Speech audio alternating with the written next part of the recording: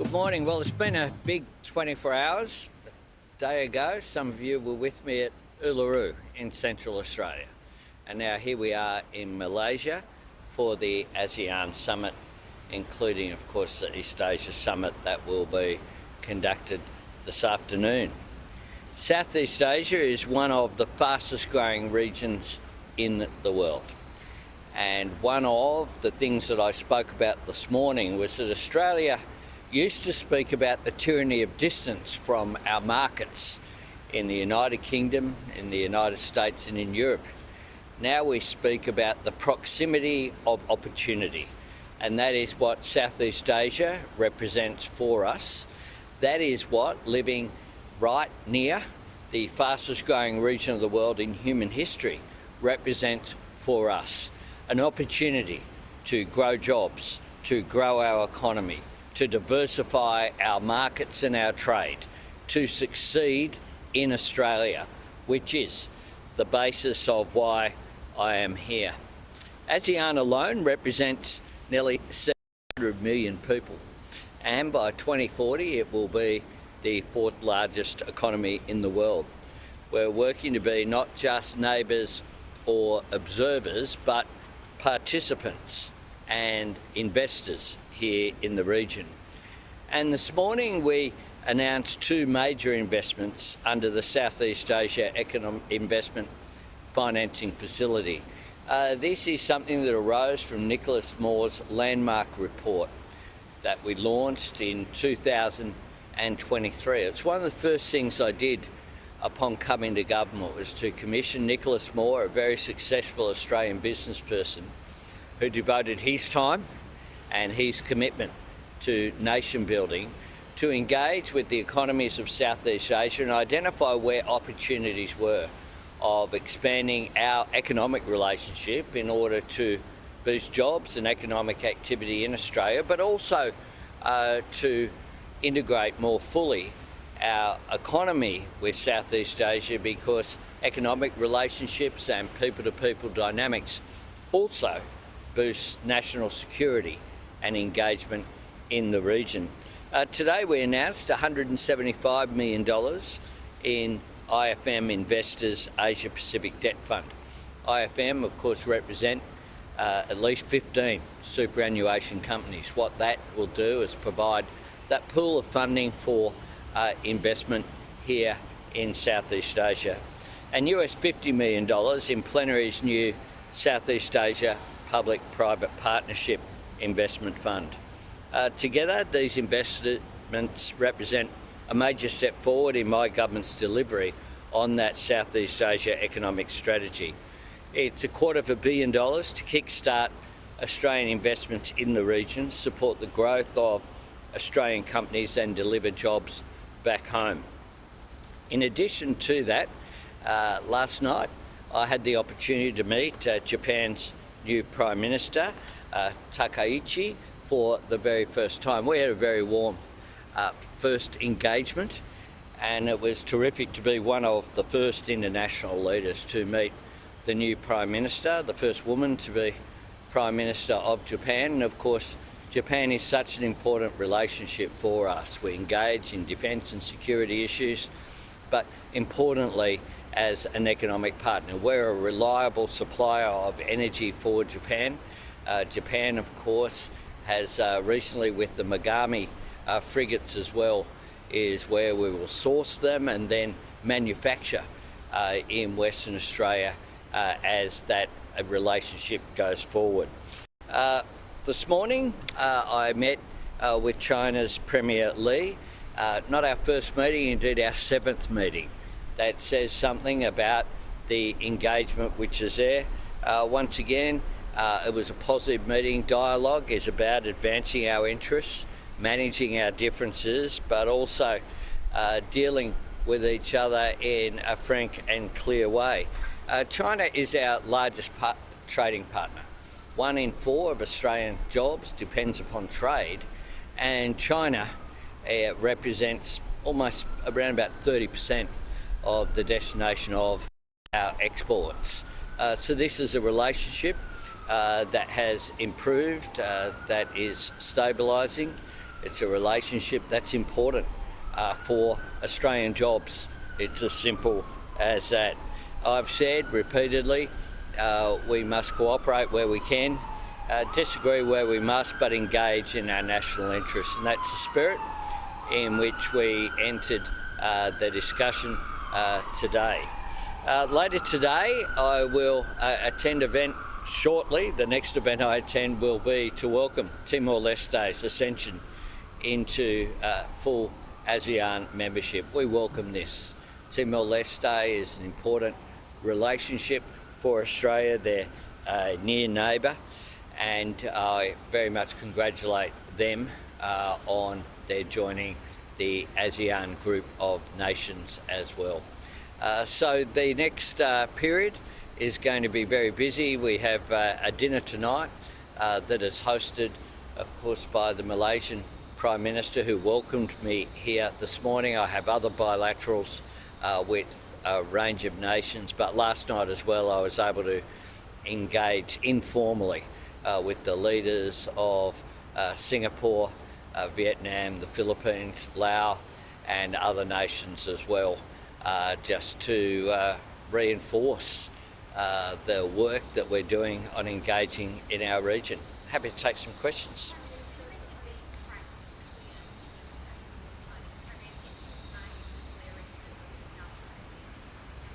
Yes. What did you say? Yes, I raised it. You choose to call him friend.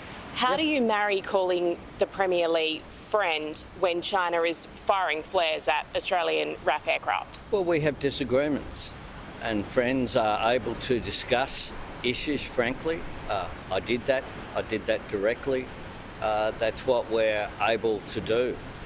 It's important that we engage, and that we engage diplomatically, that we make clear our position, which I did directly, which we did when the incident occurred.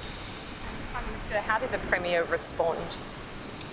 Well, he heard the message very directly. I'm not here to report in on what meetings on what people say when I have meetings. I'm accountable for what I say, and I made the position directly clear that this was an incident of concern for Australia. You've said that Xi Jinping has given you no reason not to trust him. When there is an incident which is dangerous and unprofessional, as your government says, with this flare, is that not such a reason, or does it make it harder to trust? No, that's a nation-to-nation issue which we raised very directly. What I've said very clearly in that context, very clearly and explicitly, is that anything that President Xi has said to me has occurred, and that is just a fact. That's how you deal with these things. This is engagement internationally. I engage very directly. I'm a straight guy. I talk to leaders the way that I talk to the Australian. Straight, clear, unambiguously, but also in a positive way. And so that where there are differences, I talk about that, but always bearing in mind what is in Australia's national interest. Prime Minister. And clearly it is in Australia's national interest to have relations with nations in our region. Tim? Prime Minister, you've met with the Japanese leader. So too will Donald Trump while he's in the area. Narendra Modi hasn't come to the meeting. We're getting to November.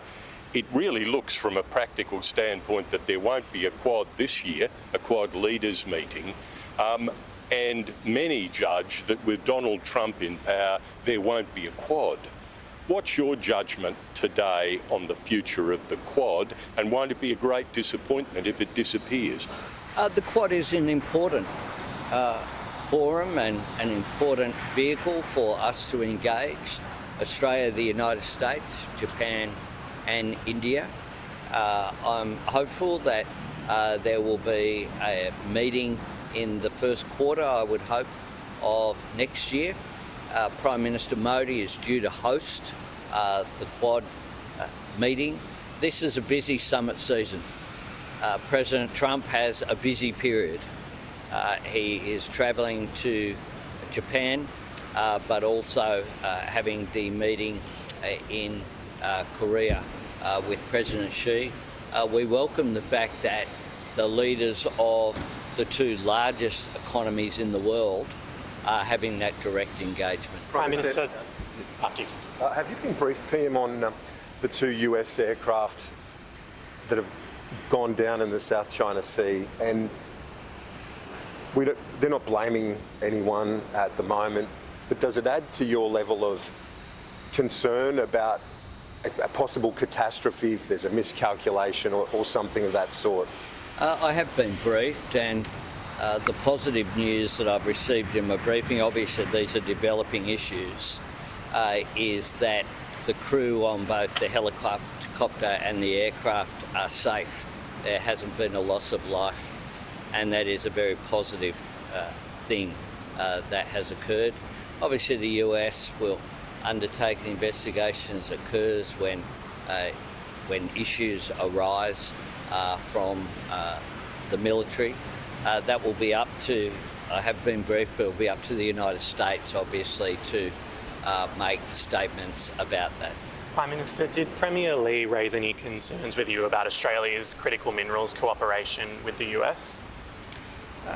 We talked about the relationship with the US. I clearly have indicated the success of my visit to the United States, and we talked in a common way about that it was a good thing that President Trump and President Xi are having a meeting over the next little period. Yeah, you're cutting, you were just talking about the importance of ASEAN and the promise of ASEAN, but I understand you're cutting your visit here short by 1 day. Can you just explain what you're leaving out of your trip here and what you're going to get out of the extra day in Korea? I'm not leaving out anything.